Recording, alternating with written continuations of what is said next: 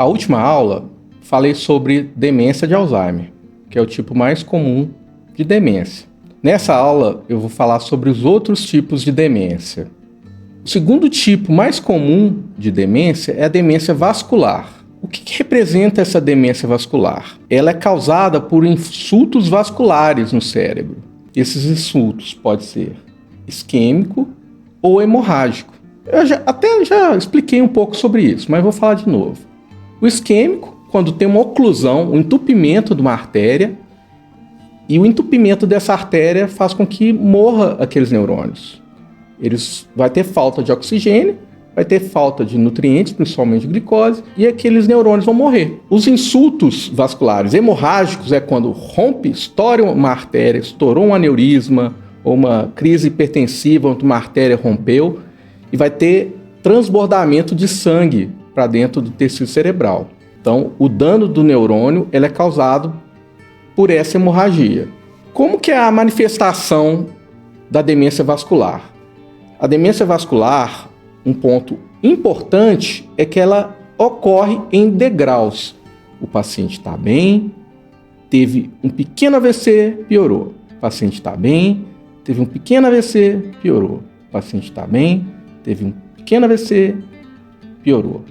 Ou o paciente está bem, teve um pequeno sangramento ou um grande sangramento, piorou. O paciente está bem, teve um outro sangramento, piorou. Então, ela é em degraus, diferente do Alzheimer, que ela é dessa forma. A piora ela é mais progressiva, contínua. A apresentação dela, então, é aguda ou subaguda. Aguda, a pessoa está bem, teve AVC. A partir daquele AVC, ela passou a desenvolver alterações comportamentais, alterações cognitivas. Ou subaguda, que são pequenos AVCs, um atrás do outro, principalmente na região do cérebro chamada substância branca. A demência vascular ela está associada com alguns fatores de risco. Se pudermos analisar dessa forma, a demência vascular ela também tem como ser prevenida. O que aumenta o risco da demência vascular? Pressão alta, diabetes, tabagismo, cigarro, excesso de bebida alcoólica, obesidade, sedentarismo, colesterol alto, a apneia do sono também aumenta o risco da demência vascular, doenças no coração, um coração fraco, um coração com insuficiência cardíaca, é um coração em que oxigena pior o cérebro. E o coração com insuficiência cardíaca, ele aumenta o risco de AVCs. E também ele tem mais risco de ter arritmias. As arritmias no coração facilitam a formação de pequenos coágulos, e esses pequenos coágulos eles podem se desprender do coração, ir até o cérebro e causar pequenas isquemias. Então esses são os principais fatores de risco para a demência vascular. Qual que é o manejo da demência vascular? O que pode ser feito? Uma vez que você perdeu aqueles neurônios, não tem como você tê-los novamente, né? Então, o que é importante? O primeiro ponto importante é não ter novas isquemias. Então, prevenir novas lesões. A partir disso, o paciente tem que ter um controle rigoroso da pressão arterial, da glicose, do colesterol. Tem que parar de fumar, se ele fuma. Tem que reduzir, de preferência, parar de beber. Passar a ter bons hábitos, fazer atividade física, alimentar de forma saudável, de preferência uma alimentação mais próxima à dieta do Mediterrâneo, que é aquela alimentação rica em verduras, legumes, peixe, grãos, alimentos integrais. Os sintomas cognitivos, quer dizer, relacionados à memória, à linguagem, eles podem ser tratados com os mesmos medicamentos usados no Alzheimer, que é a donepezila, que é a galantamina, que é a rivastigmina. E também pode ser utilizada a memantina.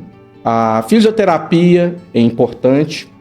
Então, o paciente teve um AVC, pegou a região relacionada com a memória, mas pegou também a região relacionada do cérebro relacionada com a motricidade.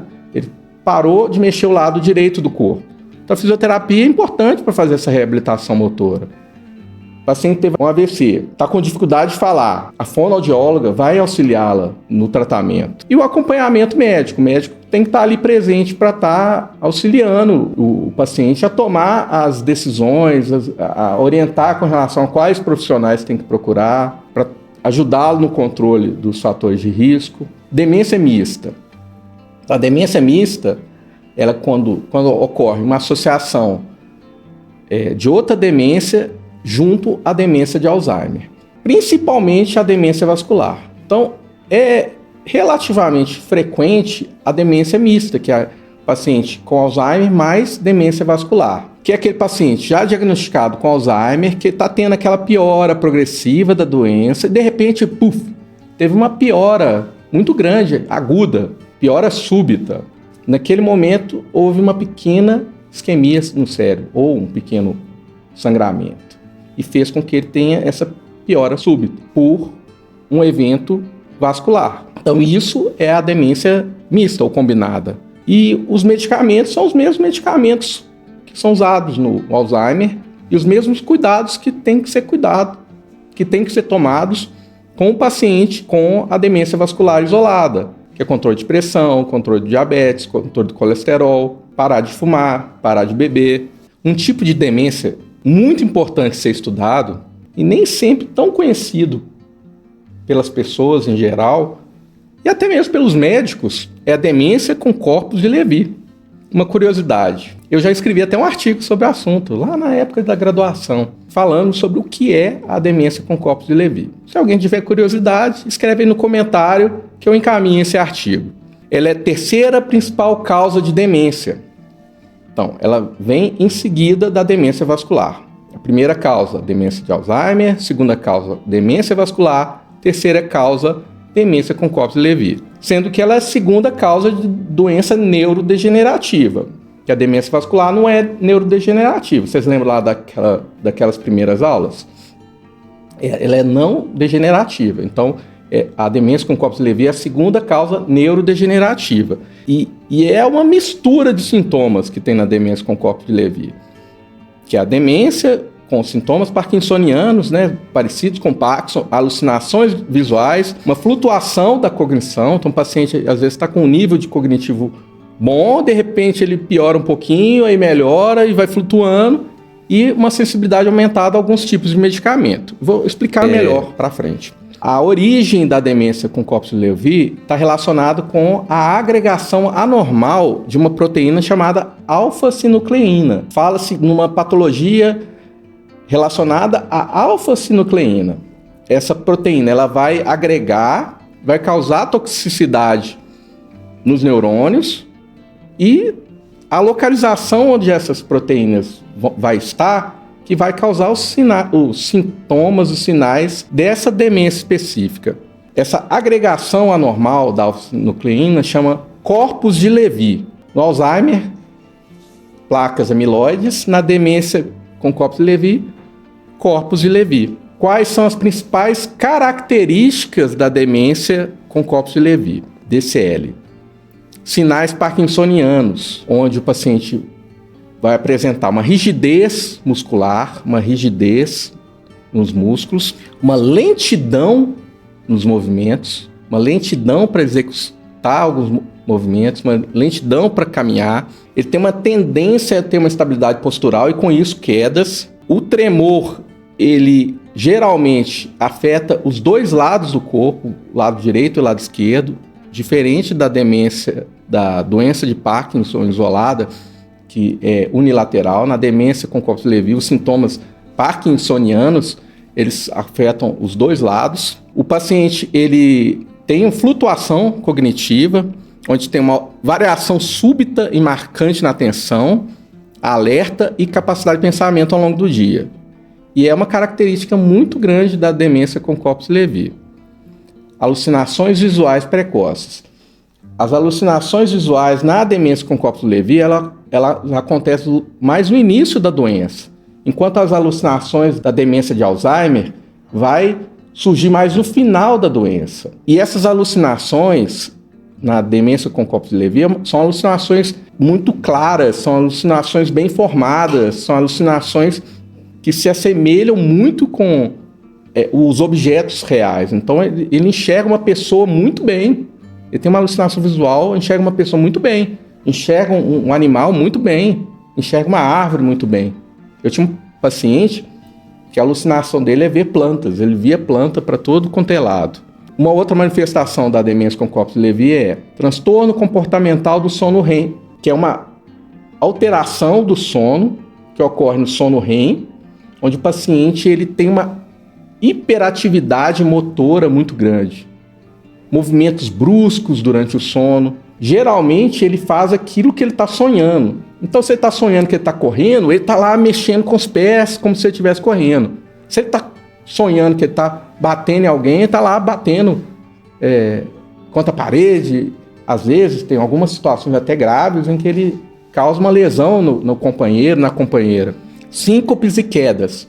Então, é muito comum a perda da consciência, as síncopes e as quedas nesses pacientes. Um ponto muito importante, fundamental, é que esses pacientes, eles respondem muito mal para alguns tipos de remédios. Alguns remédios que melhoram a agitação, que melhoram a alucinação, para o paciente com demência com Cox-Levy, vai piorar, vai fazer ele ficar mais agitado, vai fazer ele ficar mais agressivo.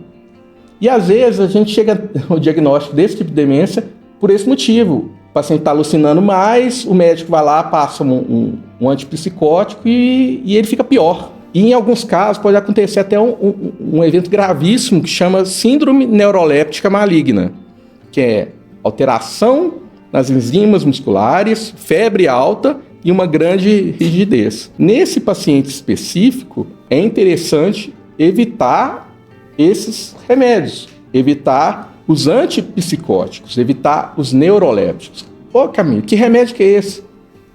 Eu vou dar o exemplo do nome dos remédios. Quetiapina, risperidona, olanzapina, haloperidol são exemplos de antipsicóticos. Então, deve-se evitar esses remédios nesses pacientes. Qual que é o tratamento desse paciente? Também é uma doença, infelizmente, incurável. Mas os remédios que são usados para o Alzheimer também podem ser usados nesses pacientes, como a rivastigmina e a donepezila. Os sintomas parkinsonianos eles podem melhorar com os remédios que são usados no Parkinson, mas não melhora tanto assim não. Às vezes um remédio até piora a agitação e as alucinações, mas pode-se tentar. O distúrbio comportamental do sono REM pode ser tratado através de medicamentos benzodiazepínicos, que tem que ser usados com muito cuidado. O que é benzodiazepina? Remédio de tarja preta, diazepam, clonazepam. Pode-se usar melatonina também.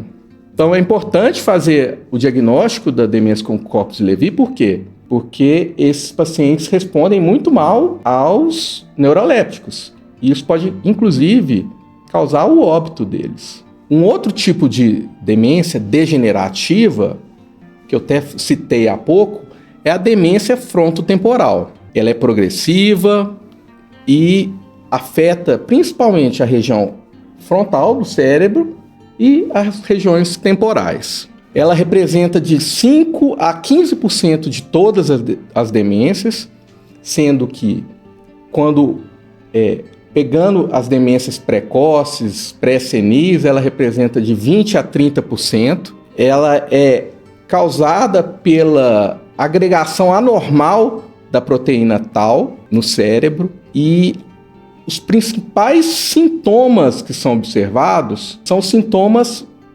comportamentais. Antes de ter o sintoma relacionado à memória, à orientação, à perda da atenção, o paciente tem alterações comportamentais, igual eu citei há pouco, que é aquele senhor, aquela senhora que passa a fazer piadas de mau gosto, que passa a fazer comentários inapropriados para aquela situação, que passa a ficar mais agressivo, sendo que antes ele era calmo. Ou, o contrário, pode acontecer, a pessoa é agressiva já de natureza e ficar mais tranquila, mais calma.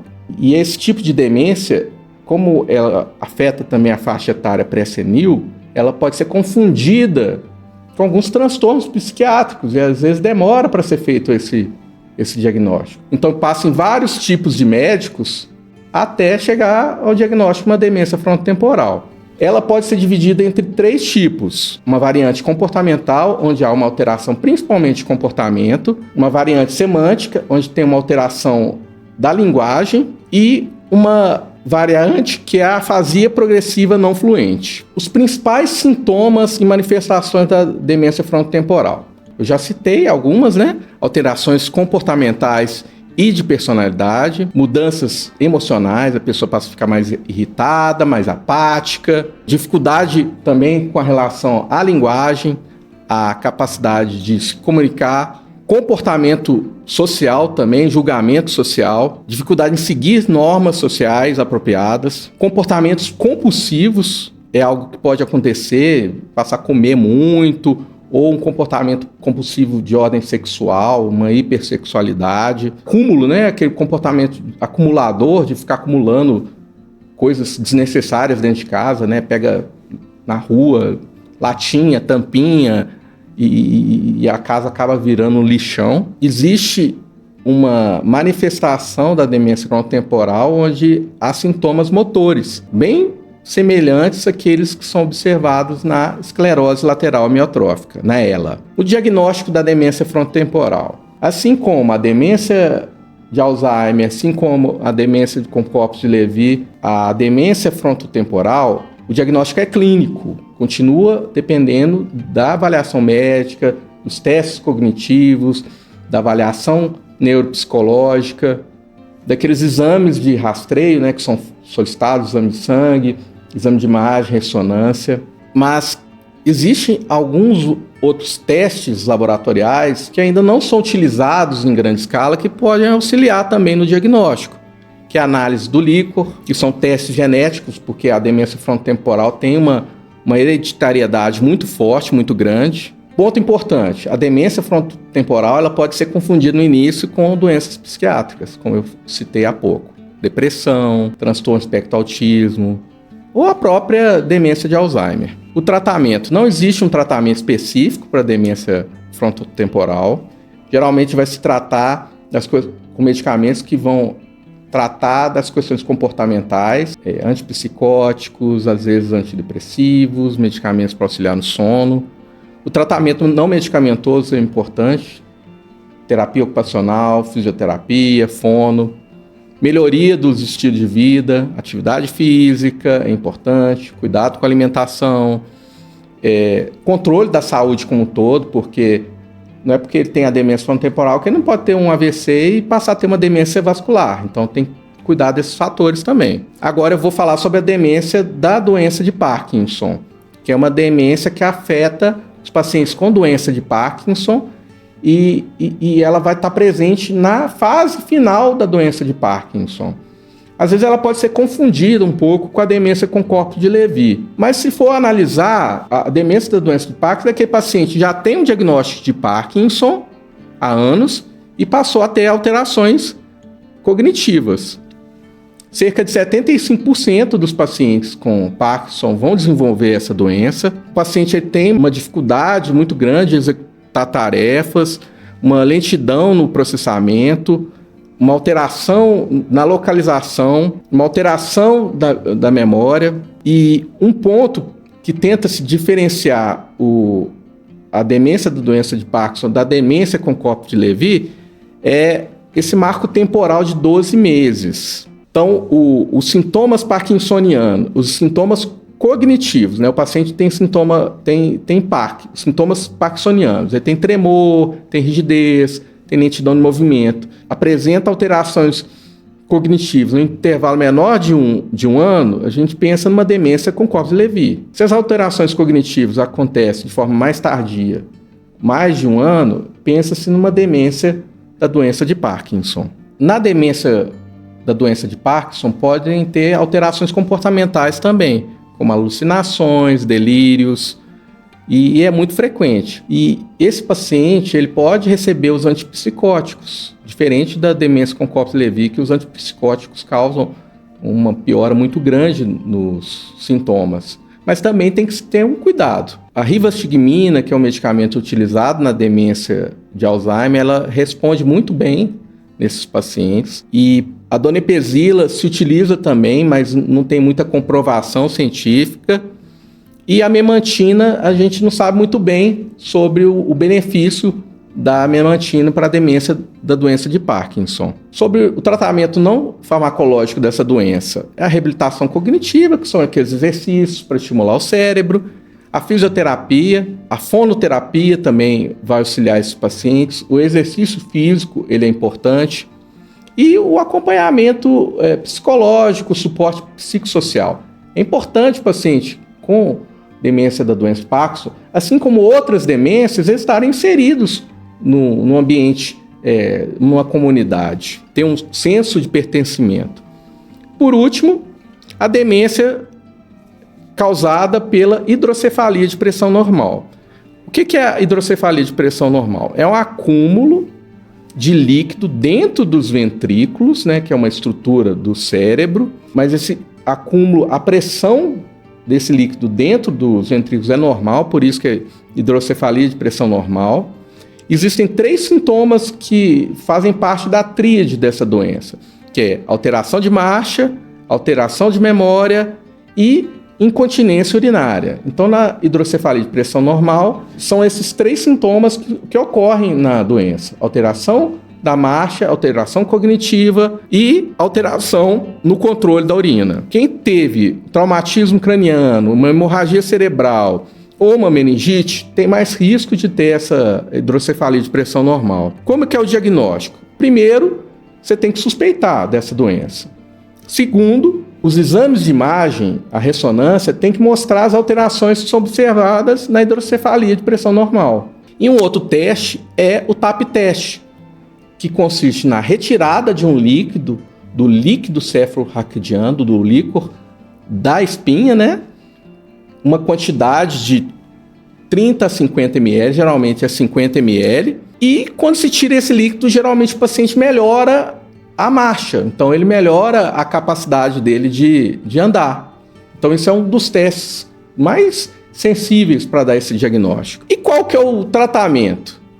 Quando se faz o diagnóstico dessa doença, da hidrocefalia de pressão normal, de forma precoce, o tratamento é cirúrgico, que é fazer uma ligação entre o ventrículo e o abdômen, chama derivação ventrículo-peritoneal, DVP. Então, o líquido que é acumulado no cérebro, ele é drenado por esse catéter, né? E ele deixa de acumular no cérebro. E com isso, vai tratar dos sintomas comportamentais, da alteração da marcha e da incontinência urinária. A hidrocefalia e pressão normal, quando diagnosticada a tempo, ela é considerada reversível. Se a doença é diagnosticada de forma tardia, provavelmente a cirurgia não vai auxiliar.